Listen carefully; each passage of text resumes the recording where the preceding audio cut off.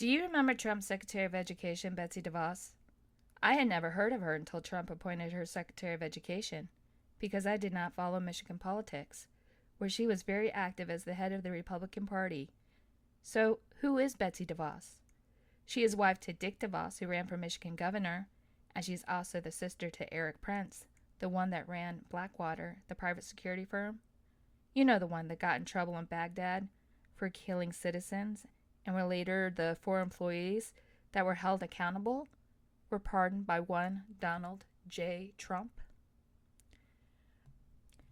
According to Ann Nelson's book, Shadow Network, Media, Money, and the Secret Hub of the Radical Right, she writes, Betsy DeVos had already declared war on the teachers' unions, co-founding a group called the American Federation for Children, another tax-exempt organization that lobbied to divert funding from public schools with a name that taunted the American Federation of Teachers.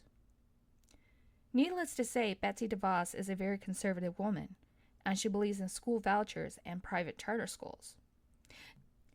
Now, at first when I heard about school vouchers, I was for them, because I was sending 3 kids at the time to a private school, and thought it would be great that I could get help with their tuition.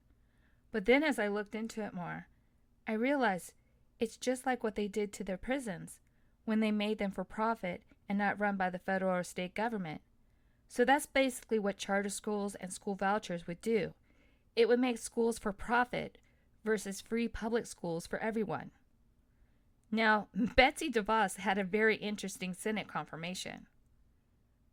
I also understand that the precedent was that President Obama's nominees that came before this committee had all filled out their ethics forms, and that those were available before we had a hearing so that we would have a chance to ask questions about them in public.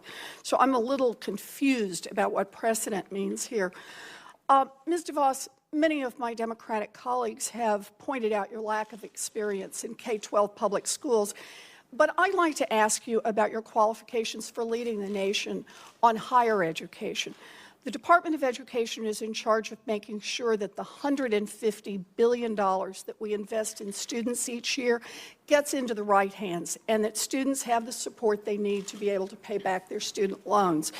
The Secretary of Education is essentially responsible for managing a $1 trillion student loan bank and distributing $30 billion in Pell Grants to students each year.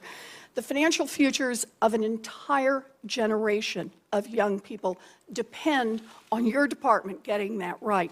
Now, Mrs. DeVos, do you have any direct experience in running a bank? Senator, I do not. Have you ever managed or overseen a $1 trillion loan program? I have not. How about a $1 billion loan program? I have not. Okay. Republicans Susan Collins and Lisa Murkowski did not vote for her, and Jeff Sessions had to delay his Attorney General confirmation hearing so he could help with the vote to get Betsy DeVos in as the secretary. And she would be the first Secretary of Education to have a party line vote that had to be actually broken by VP Pence.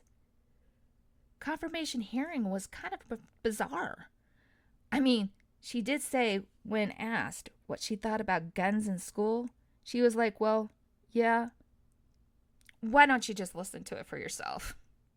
You can't say definitively today that guns shouldn't be in schools? Well, I will refer back to Senator Enzi and the school that he was talking about in Wapiti, Wyoming.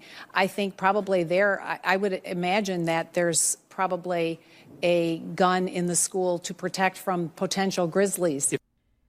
She also never really divested into her family's businesses like she told Congress that she would, because she thought, well, if Trump's not doing it, why should she?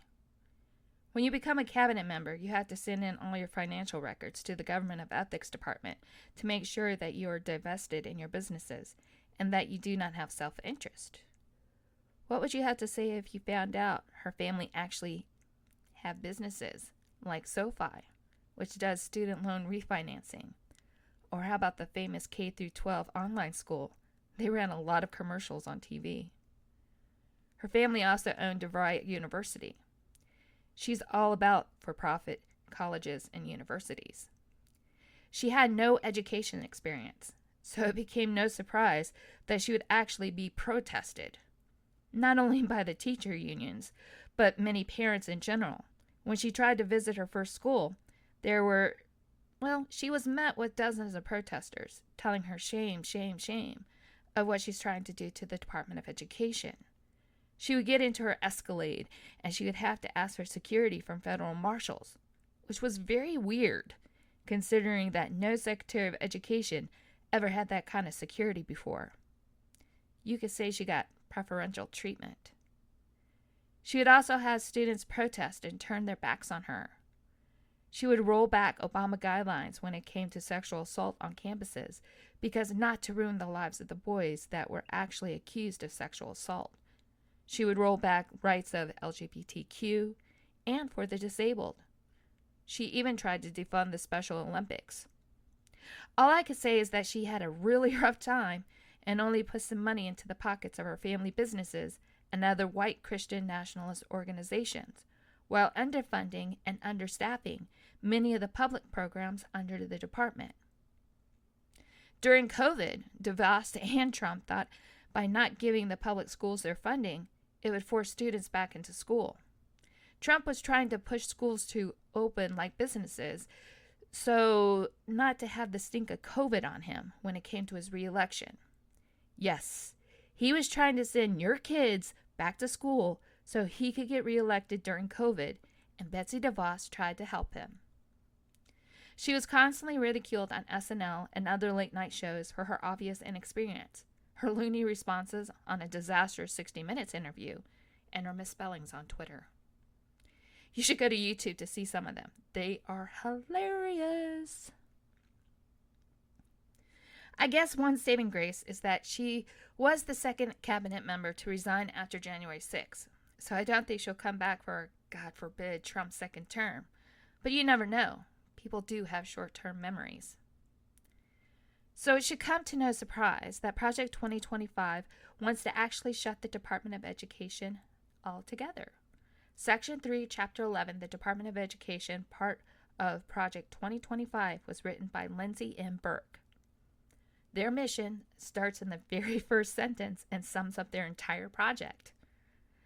Federal education policy should be limited, and ultimately the Federal Department of Education should be eliminated. They also said that there should be no exceptions for student loan forgiveness. Remember, DeVos family owns SoFi. The biggest problem would be their discrimination, which would incur.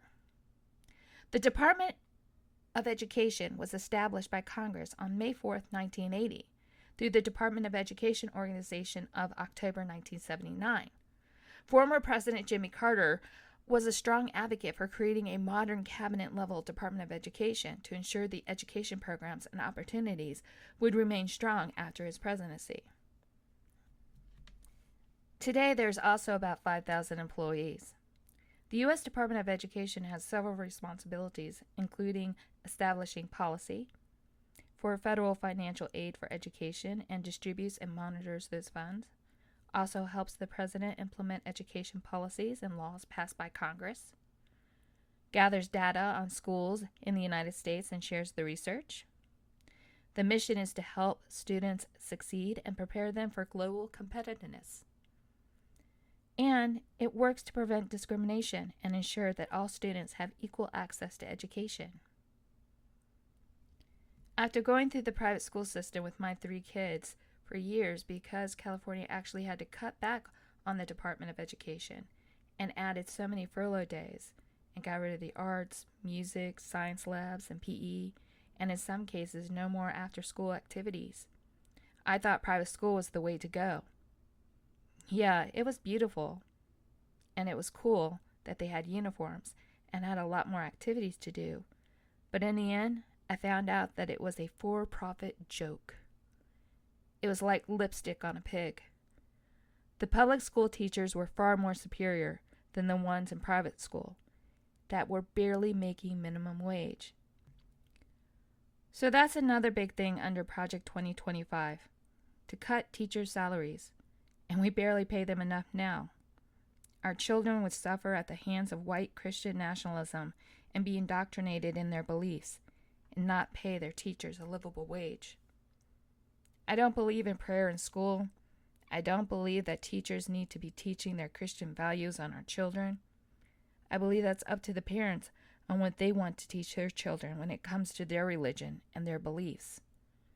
The Department of Education might have their flaws, but those can be easily fixed under an administration that prioritizes it.